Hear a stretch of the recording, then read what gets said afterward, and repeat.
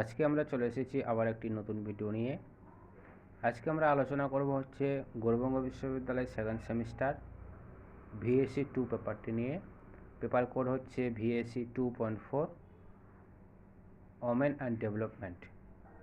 অর্থাৎ যারা গৌড়বঙ্গ বিশ্ববিদ্যালয়ে অধীনস্থ কলেজগুলিতে পড়ছো এবং সেকেন্ড সেমিস্টারে প্রত্যেকেরই এটা কম্পালসারি পেপার আছে, সেটা হচ্ছে ভিএসসি 2।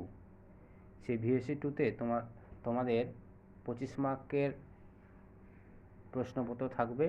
সেই প্রশ্নপত্রের কিছু সাজেস্টিভ যে প্রশ্নগুলো আছে সেই প্রশ্নের কিছু উত্তর নিয়ে আজকে আমরা চলে এসেছি।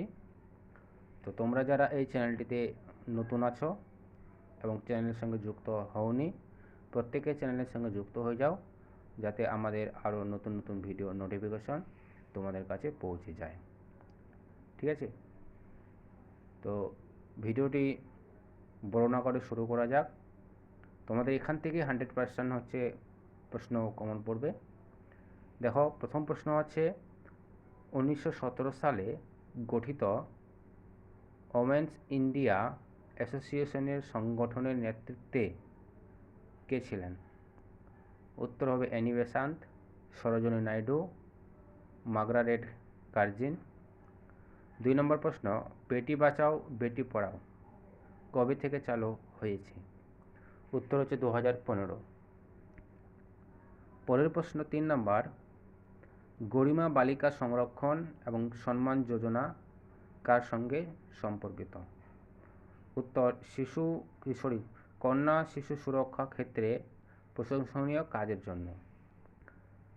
4 নম্বর প্রশ্ন, মহিলা সহায়তা সমিতির চেয়ারম্যান কে? জেলা প্রমুখ। 5 নম্বর প্রশ্ন, কোন রাজ্য সরকার মাঝি কন্যা ভাগ্যশ্রী প্রকল্পের জন্য একটি সংশোধিত নীতি অনুমোদন করেছেন? উত্তর হবে মহারাষ্ট্র। 6 নম্বর প্রশ্ন, কাকে মধ্যপ্রদেশে বেটি বাঁচাও বেটি পড়াও অভিযান 2020 থেকে 2028 এর ব্র্যান্ড অ্যাম্বাসাডর বলা হয়? উত্তর হবে অংশিকা গুপ্তাকে। 7 নম্বর প্রশ্ন,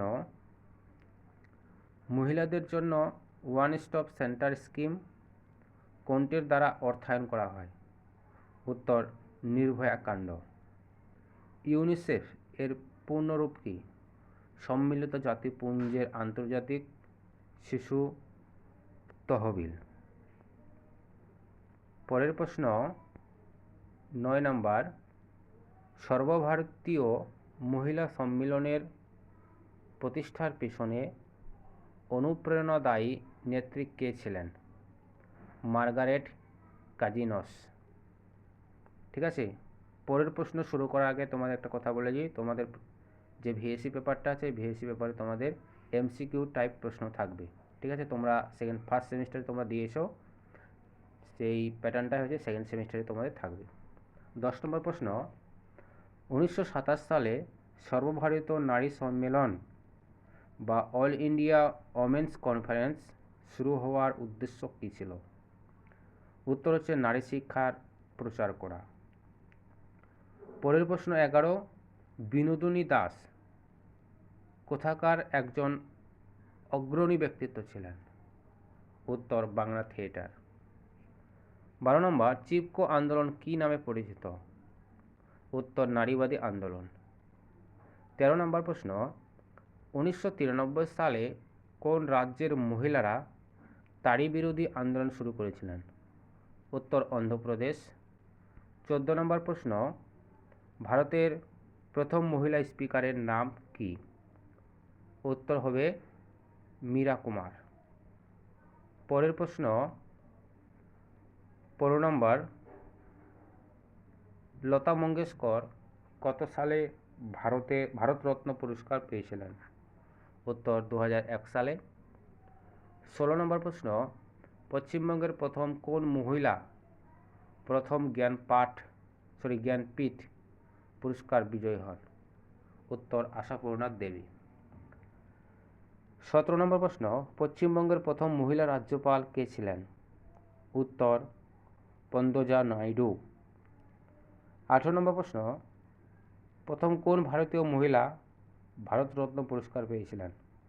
উত্তর ইন্দিরা গান্ধী। 19 নম্বর প্রশ্ন, ভারতের প্রথম মহিলা মুখ্যমন্ত্রী কে ছিলেন? উত্তর সুচেতা কৃপালী। 20 নম্বর প্রশ্ন,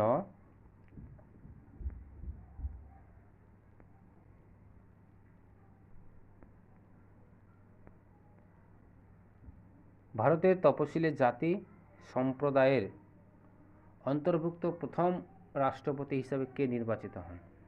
উত্তর দ্রৌপদী মুর্মু। 21 নম্বর প্রশ্ন, ভারতের 15তম রাষ্ট্রপতি হিসাবে কোন মহিলা নির্বাচিত হলেন? দ্রৌপদী মুর্মু উত্তর। 22 নম্বর, হুগলি জেলার একজন প্রখ্যাত মহিলা সাহিত্যিকের নাম লেখো। উত্তর আশাপূর্ণা দেবী। 23 নম্বর প্রশ্ন, ভারতের রাষ্ট্রপতি হিসাবে কাজ করা প্রথম মহিলা কে ছিলেন? উত্তর প্রতিভা দেবী সিং পাতিল। 24 নম্বর প্রশ্ন, প্রথম কোন ভারতীয় মহিলা মিস ওয়ার্ল্ড পুরস্কার জিতেছিলেন? উত্তর হবে রীতা ফারিয়া। 25 নম্বর প্রশ্ন, দীপিকা কুমারী কোন খেলার সাথে যুক্ত? তীরন্দাজি। 26 নম্বর প্রশ্ন, আন্তর্জাতিক নারী দিবস কত তারিখে পালন করা হয়? 4 মার্চ। 27 নম্বর প্রশ্ন, ভারতের প্রথম মহিলা প্রধানমন্ত্রী কে ছিলেন? উত্তর হচ্ছে ইন্দিরা গান্ধী। 28 নম্বর প্রশ্ন, এশিয়ার প্রথম মহিলা ডাক্তারের নাম কি? উত্তর কাদম্বিনী গাঙ্গুলি। 29 নম্বর প্রশ্ন, এভারেস্ট শৃঙ্গ জয়কারী ভারতের কনিষ্ঠতম মহিলা পর্বত আরোহী কে ছিলেন? উত্তর শিবাঙ্গী পাঠক। 30 নম্বর প্রশ্ন এবং আজকের শেষ প্রশ্ন, প্রথম কোন ভারতীয় মহিলা মাউন্ট এভারেস্টের শীর্ষে পৌঁছেছিলেন? উত্তর বাচেন্দ্রী পাল। আজকে এই পর্যন্ত। যদি ভিডিওটি ভালো লাগে প্রত্যেকে লাইক করবে এবং শেয়ার করবে। ধন্যবাদ।